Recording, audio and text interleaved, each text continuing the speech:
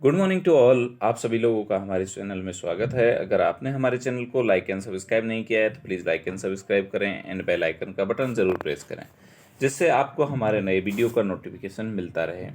और अगर किसी भी तरह की कोई क्वेरीज है तो आप हमारे व्हाट्सएप नंबर पर कॉन्टैक्ट कर सकते हैं, जिसका नंबर है 9770968699। जैसा कि आपको ज्ञात है कि हमने 20 क्वेश्चंस देख लिए थे ओबीजी के अंदर, हम देखेंगे 21। One of the responsibility of a nurse in A fertility specialist. एक नर्स है, उसकी क्या रेस्पॉन्सिबिलिटी होगी एक फर्टिलिटी स्पेशलिस्ट ऑफिस के अंदर? Is to provide health teaching to the client in relation to timing of the intercourse.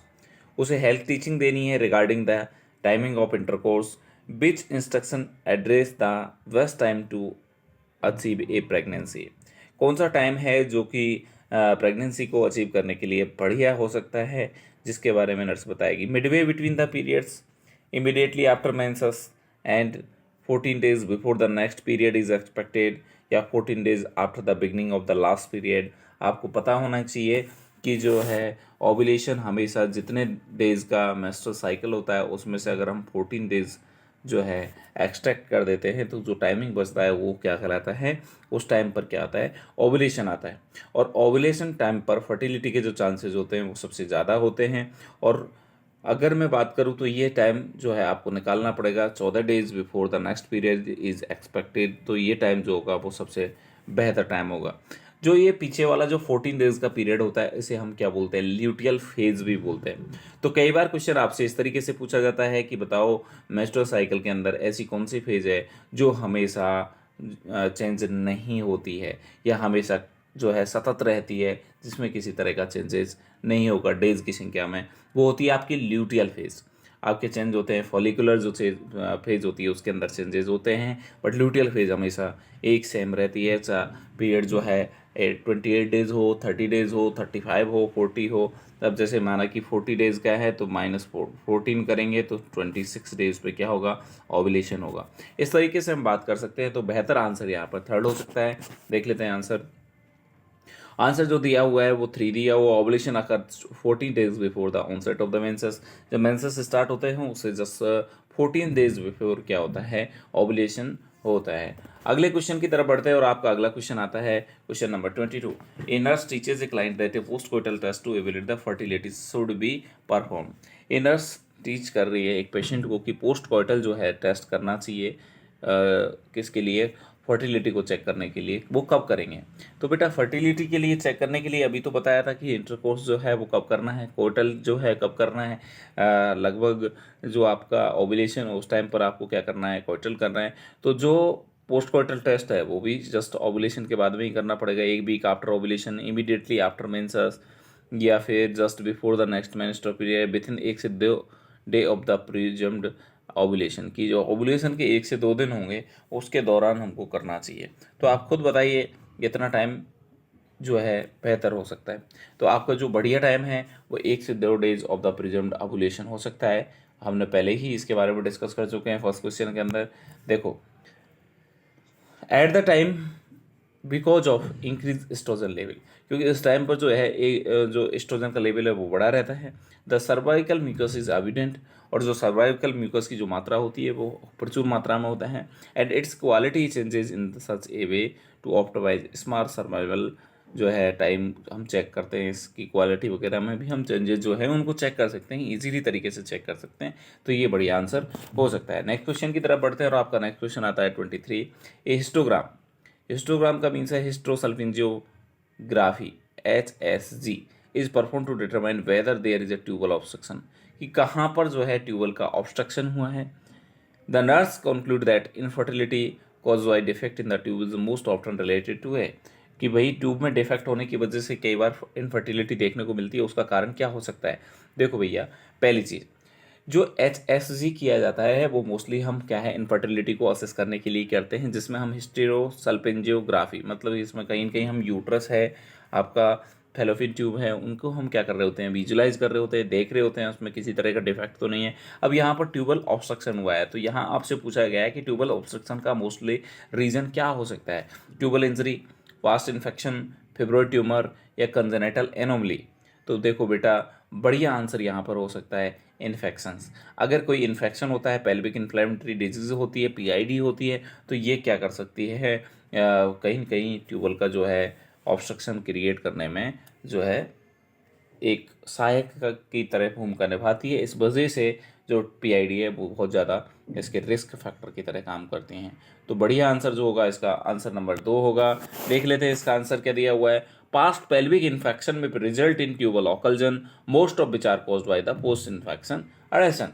तो past pelvic infection जो होते हैं उसकी वजह से ट्यूबल ऑकल्जन होता है, ठीक है। तो ज़्यादातर जो ट्यूबल जो ऑब्स्ट्रक्शन हो रहा है वो किसके बाद में होता है, पोस्ट इन्फेक्शन, जो अडहेशन हो जाता है इन्फेक्शन के बाद में, जो आपस में दीवारें हैं वो चिपक जाती हैं और उसकी वजह से वहाँ पर क्या देखने को मिलता है, ऑकल्जन देखने को मिलता है। नेक्स्ट क्वेश्चन की तरफ बढ़ते हैं और आपका नेक्स्ट क्वेश्चन आता है question number 24। A nurse is counselling a couple in the fertility clinic. एक नर्स है जो कि काउंसिल कर रही है एक कपल को, किसमें, फर्टिलिटी क्लिनिक में। Which aspect of the protocol is most stressful for the couple. इनमें से कौन सी चीज़ है, कौन सा प्रोटोकॉल है जो कि पेशेंट के लिए या कपल के लिए जो है सबसे ज़्यादा स्ट्रेसफुल होने वाला है। Planning when to have intercourse, obtaining the necessary specimen, visiting the fertility clinic frequently, taking a daily basal body temperature. देखो बेटा, सबसे दिक्कत यह है कि आपको ओवुलेशन का ध्यान रखना है और ओवुलेशन के टाइप पर जो है इंटरकोर्स करना है। ये सबसे ज़्यादा स्ट्रेसफुल कंडीशन हो सकती है और स्ट्रेस जो है कहीं न कहीं स्पर्म की क्वालिटी को भी जो है डिक्रीज़ कर देते हैं, उसकी क्वालिटी को भी अफेक्ट करते हैं। तो ये सबसे ज़्यादा बड़ी चीज़ है। तो planning when to have intercourse is सबसे ज़्यादा स्ट्रेसफुल कंडीशन है। तो बढ़िया आंसर जो है यहाँ पर आंसर नंबर 1 होगा, ठीक है। क्या अदर कंडीशन है जो भी स्ट्रेसफुल होती हैं? हाँ बिल्कुल हो सकती है, बट इतना नहीं होती हैं, समझ में आ रहा है। जैसे कि मैं बात करूँ कि टेम्परेचर डेली लेना है, ये थोड़ा सा स्ट्रेसफुल हो सकता है। बाकी देखो विजिटिंग करना जो है मैं बात करूँ तो इतना ज़्यादा स्ट्रेसफुल नहीं होता है, ठीक है। ऑब्टेनिंग नेसेसरी ये इरिटेट कर सकता है, बट इसमें स्ट्रेस ज़्यादा नहीं होगा। तो बढ़िया आंसर जो है आंसर नंबर 1 हो सकता है।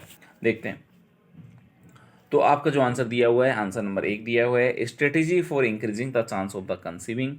एक स्ट्रेटेजी बनाई जाती है कि जिसकी वजह से जो चांस है कंसीव करने के वो बढ़ जाएँ। कपल टू प्लान इंटरकोर्स, तो इसके लिए उनको इंटरकोर्स को प्लान करना होता है। Only while the women is ovulating, कि जब वुमेन क्या करे, ओवुलेट करे। This remove spontaneity and is often stressful. ये जो है अक्सर बात जो है उसको कम कर देता है और ये क्या बढ़ा देता है, स्ट्रेसफुल जो है उसको बढ़ा देता है। नेक्स्ट क्वेश्चन की तरफ बढ़े और आपका नेक्स्ट क्वेश्चन आता है question number 25। Genetic testing is being discuss with a couple at her fertility clinic. Genetic testing के बारे में हम डिस्कस कर रहे हैं एक कपल को एट फर्टिलिटी क्लिनिक पर। What is the nurse best response when they express concern. तो उसके रिगार्डिंग नर्स का बेस्ट रेस्पॉन्स क्या होना चाहिए जब उनका कोई कंसर्न हो। You should be tested because it will be your benefit, कि आप इसलिए टेस्ट किए जा रहे हैं कि ये आपका बेनिफिट है इसमें। Environmental factor can have an impact on the genetic factor, की जो इन्वायरमेंटल फैक्टर होते हैं वो जेनेटिक जो फैक्टर्स होते हैं उन पर कहीं न कहीं इफेक्ट कर सकते हैं। This type of the testing will determine if you will lead in vitro जो है फर्टिलाइजेशन, कि आपको जब इन विट्रो फर्टिलाइजेशन चाहिए उसके लिए इस तरह की टेस्टिंग रिक्वायर्ड होती है। If you have a gene for disease there is a probability that your children will inherited it, कि अगर आप में किसी जीन होगा, किसी डिजीज़ का जीन होगा तो वो आप जो है ट्रांसफ़र करेंगे। तो देखो बेटा, अगर मैं बात करूँ इस टाइम आप जब पहले से ऐसी चीज़ें बता रहे हैं तो जेनेटिक ये चीज़ें शायद ज़्यादा बेनिफिशियल ना हो, कि ये थोड़ी सी बेकार चीज़ें हैं जो आप डिस्कस कर रहे हैं। जो एक्चुअल प्रॉब्लम है उसको समझाना चाहिए कि कुछ चीज़ें होती है, एनवायरमेंटल फैक्टर होते हैं, वो आपके जेनेटिक फैक्टर को क्या कर सकते हैं, अफेक्ट कर सकते हैं। और उन अफेक्शन को हम देखना चाहते हैं कि कितना क्या अफेक्ट किया है, वो जेनेटिक फैक्टर को देखना होता है। तो ये रियलिटी है। अब क्या होगा क्या नहीं होगा वो सारी चीज़ें अभी पहले डिस्कस नहीं हो सकती, क्योंकि उनका कोई कंसर्न है ही नहीं है, ऐसा कोई मतलब ही नहीं है, ठीक है। देखते हैं। This is an accurate objective statement that should be included in A discussion of the genetic factor that influence the fertility. Answer 2 ही दे रखा है।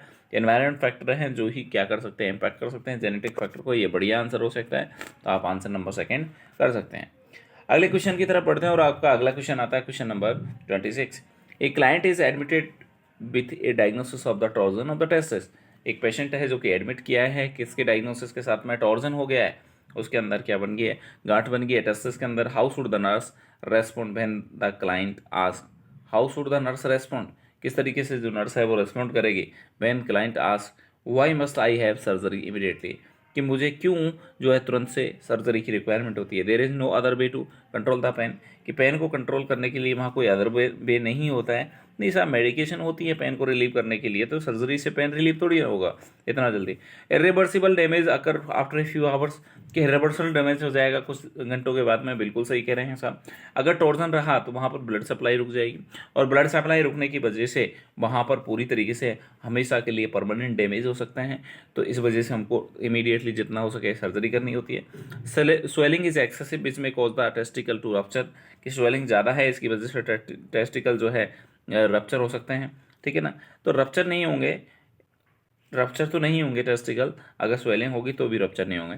There is a reduction in the testicular blood flow, कि वहाँ पर जो testicle हैं उनके blood flow में क्या हो गया है, रुकावट है, कमी हो गई है, which lead to rapid death of the sperm, sperm की डेथ के लिए ये कहीं ना कहीं डिनोट करेगी। देखो बेटा, अगर मैं बात करूँ तो ये स्पर्म की डेथ नहीं होगी, यहाँ स्पर्म के रास्ते में तो रुकावट होगी, और अल्टीमेटली जो है जो डेथ होने वाली है या जो टिश्यू जो नेक्रोस्ड कंडीशन होने वाली है, जो टिश्यू डैमेज होने वाले हैं, सेल डैमेज होने वाली हैं, वो टेस्टिस की सेल पूरी तरीके से डैमेज हो जाएंगी। तो जो टेस्टिस है वो फ्यूचर में क्या होगा, पूरी तरीके से क्या हो जाएगा, डैमेज हो जाएगा, तो दिक्कत क्रिएट होगी। तो इरिवर्सिबल डैमेज अगर आफ्टर ए फ्यू आवर्स, तो ये बेटर आंसर यहाँ पर हो सकता है। तो आंसर नंबर 2 इसका क्या हो सकता है, बढ़िया आंसर है, देख लेते हैं हम। When the testis are twisted a decrease in their blood supply occur, जब टेस्टिस ट्विस्ट होंगे तो वहाँ पर जो ब्लड सप्लाई है वो क्या हो जाएगी, डिक्रीज हो जाएगी। This can result in gangrene, और वहाँ गैंग्रीन जो सी कंडीशन है वो डेवलप हो जाएगी, जो कि वहाँ पर इरिवर्सिबल डैमेज या परमानेंट डैमेज के चांसेस को बढ़ा देगी। अगला क्वेश्चन आता है, नेक्स्ट क्वेश्चन है आपका 27। A nurse at the fertility clinic is counseling a couple about the test that will be needed to determine the cause of their infertility। एक नर्स है फर्टिलिटी क्लिनिक पर जो कि काउंसिल कर रही है कपल को कि कौन सा टेस्ट है जो कि आवश्यक होता है निर्धारित करने में कि उनकी इनफर्टिलिटी के कारण को। Which test that Which test should the nurse describe that will evaluate the woman's organ of the reproduction, कि इनमें से कौन सा टेस्ट है जो कि वुमेन के जो ऑर्गन्स हैं रिप्रोडक्शन के उनको एवेल्यूएट करता है। Biopsy, cystogram, culdoscopy, hysterosalpingography. अभी तो हम पढ़ के आए, थोड़ी देर पहले ही हमने पढ़ा है कि HSG करते हैं हम, और HSG का मतलब है हिस्टोसल्पिंजोग्राम। तो ये बढ़िया आंसर है, इसके अंदर थोड़ी देर पहले ही देखा है हमने, तो बढ़िया आंसर क्या हो सकता है, 4 हो सकता है। This test enable the examiner to visualise the uterus and fallopian tube and the pelvic organ of the reproduction. तो ये हमने अभी जस्ट ही पढ़ा था, तो इसका आंसर आपको गलत नहीं होना चाहिए, आपको समझ में भी आना चाहिए। नेक्स्ट क्वेश्चन की तरफ बढ़ते हैं, और आपका नेक्स्ट क्वेश्चन आ जाता है question number 28। While preparing a client for the first routine papanicolaou मतलब pap smear, a nurse determine that she appear anxious, मतलब एक पेशेंट है जिसको फर्स्ट रूटीन जो हम पेपिस्मीयर करने वाले हैं उसके लिए वो निर्धारित किया गया है, टाइम डिसाइड किया गया है, तो वो एंजियस है। What should the nurse include as a part of teaching plan, उसे क्या टीचिंग प्लान में हमें बताना चाहिए। Current statistics on the incidence of the cervical cancer, की जो सर्वाइकल कैंसर के जो करंट इंसिडेंस हैं उनके बारे में बताना चाहिए। करंट स्टैटिक्स क्या चल रही है, कितने केसेज आते हैं, कैसे आते हैं, वो सारा बताना चाहिए। या discussion of the early symptom of the cervical cancer, ये सर्वाइकल कैंसर के जो अर्ली सिम्टम है वो बताने चाहिए हमें, ठीक है ना। तो यहाँ पर अगर मैं बात करके चलूँ तो यहाँ पर किसी भी तरह का अर्ली सिम्टम से कोई लेना देना नहीं है पेपिस्मीयर का, तो पेपिस्मीयर को छोड़ो। Explanation of the why there is a small risk for the cervical cancer, small risk जो है उसके अंदर उसको हमको बताना चाहिए कि स्मॉल रिस्क क्यों होते हैं, ठीक है ना। तो ये भी थोड़ा सा बढ़िया आंसर लग नहीं रहा है कि ये बढ़िया आंसर हो, ठीक है ना। अगली बात करके चलूँ कि written instruction about the purpose of the pap smear, की रिटन इंस्ट्रक्शन देने चाहिए पेशेंट को कि देखो भाई, अगर मैं बात करके चलूँ रिटन इंस्ट्रक्शन पर पेशेंट एनजीएस जब घबराया होगा तो उनको पढ़ेगा नहीं, इतना ज़्यादा फोकस नहीं कर पाएगा, ठीक है ना। तो इस वजह से ज़्यादा बेहतर होगा कि उसको क्या करना चाहिए, एक्चुअल चीज़ें बता देनी चाहिए। तो करंट स्टैटिक्स और इंसिडेंट्स बता देने चाहिए। क्यों बता देना चाहिए, देखो भैया अर्ली साइन सिम्टम तो कुछ आता ही नहीं है इसका, अर्ली साइन सिम्टम में कुछ नहीं होता है, तो इसलिए अर्ली साइन सिम्टम तो क्या बताओगे आप, ठीक है ना। स्मॉल रिस्क है तो ये तो कोई दिक्कत नहीं है, क्योंकि बहुत ज़्यादा रिस्क होते हैं फीमेल के अंदर, स्मॉल रिस्क नहीं होते हैं, बहुत ज़्यादा रिस्क होते हैं। रिटन इंस्ट्रक्शन ये वैसे नहीं होगा, तो बढ़िया आंसर जो होगा आंसर नंबर फर्स्ट इसका बेटर आंसर होगा। देख लेते हैं इसका आंसर, आंसर नंबर फर्स्ट दिया हुआ है, providing the factual information decrease the fear and foster further communication. तो जो फैक्चुअल इन्फॉर्मेशन अगर आप प्रोवाइड कराते हैं तो ये उनके किसी न किसी तरीके से जो है उनके डर को कम करती हैं, और फोस्टर ये मतलब मोटिवेट करती हैं उनके द्वारा वापस से कम्युनिकेशन करने को। तो ये बढ़िया आंसर यहाँ पर हो सकता है। नेक्स्ट क्वेश्चन की तरफ बढ़ते हैं और आपका नेक्स्ट क्वेश्चन आता है question number 29। A client who menstruate regularly every 30 days. ये एक फीमेल है जो कि रेगुलरली क्या होती है, मेंस्ट्रुएट करती है 30 डेज में। Ask a nurse on what day she is most likely to ovulate. तो मैंने क्या बताया था कि जितने दिन का उसका साइकिल होता है उसमें से 14 डेज रिमूव कर दो, 40 दिन को सब्सट्रैक्ट कर दो, जो आंसर आएगा वो उसका क्या होता है, ओवुलेशन डे आ जाता है।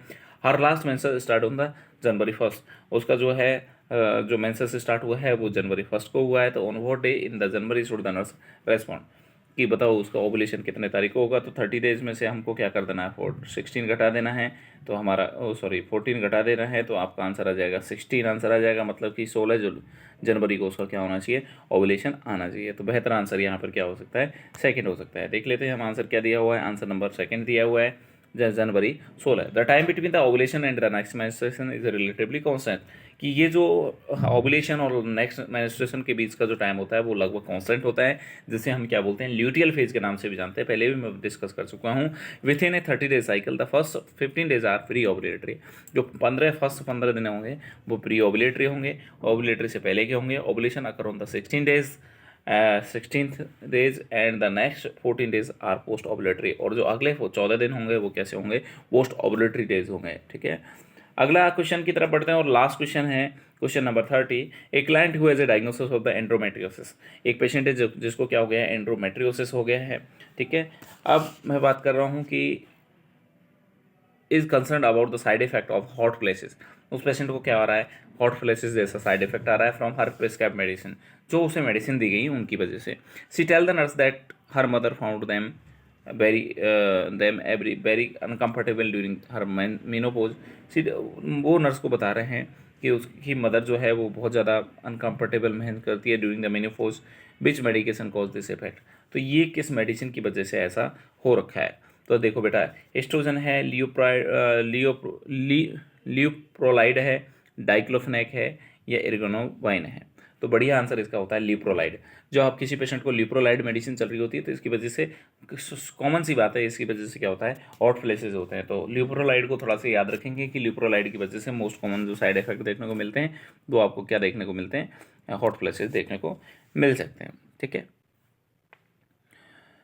तो leuprolide is administer once a month, कि जो लियोप्रोलाइड मेडिसिन या लियोप्रॉन जो मेडिसिन बोला जाता है वो हमें कब देते हैं, तो मंथ में एक बार देते हैं, IM देते हैं। It decrease the LH and FSH level, ये कमी कर देती है LH और FSH के लेवल में, as well as hormone dependent tissue. और जो हार्मोन डिपेंडेंट टिश्यू होते हैं उसमें भी ये क्या कर रही होती है, डिक्रीजमेंट कर रही होती है। One of its side effect is hot flashes. इसका जो एक साइड इफेक्ट होता है वो हॉट फ्लैशेस होता है। तो ये आप आंसर याद रखेंगे। और अगर आपने हमारे चैनल को लाइक एंड सब्सक्राइब नहीं किया है तो प्लीज़ लाइक एंड सब्सक्राइब करके बेल आइकन का बटन दबाएं और हमारे चैनल को ज़्यादा से ज़्यादा शेयर करें। Thank you so much.